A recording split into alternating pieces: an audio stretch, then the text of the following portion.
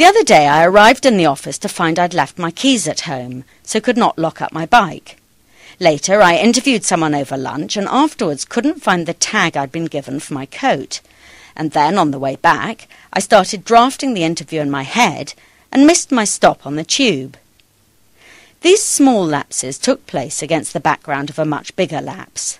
That day, and on most other days too, I sat at my desk feeling that I was hard at work, whereas what I was actually doing was emailing, looking up random things on Google, reading assorted blogs, and talking to people.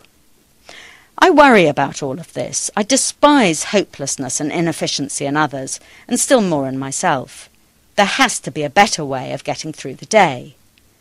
In search of such a way, I turned to the Checklist Manifesto by Atul Gawande, doctor, writer, and all-round Renaissance man.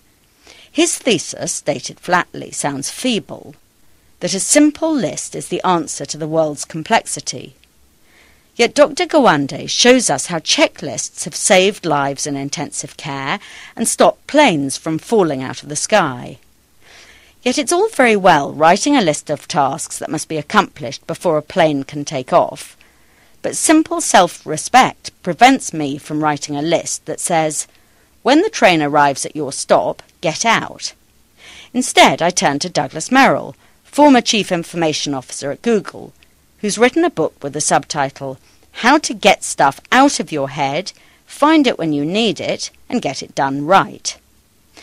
Merrill argues that our short-term memories can only cope with a few things at once, which means that multitasking is a recipe for inefficiency and error. Switching between tasks is also bad, as it befuddles the brain. This may explain why I'm so unproductive at work, as I check my emails about 16 times a minute.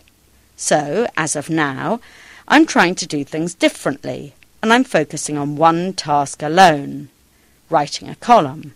I'm not going to check messages for an hour, when I will allow myself a look as a treat. Already I can hear my email calling, "Check me." I don't know how long I can hold out. Also essential to better organisation, says Merrill, is to give more thought to what we actually need to store in long-term memory. I've come to the shockingly liberating conclusion that most of us need to remember almost nothing to do our jobs competently, because almost all information can always be found in one click of the mouse on the internet. All I really need is to remember my computer logon, which, as the system keeps making me change it, is itself a feat.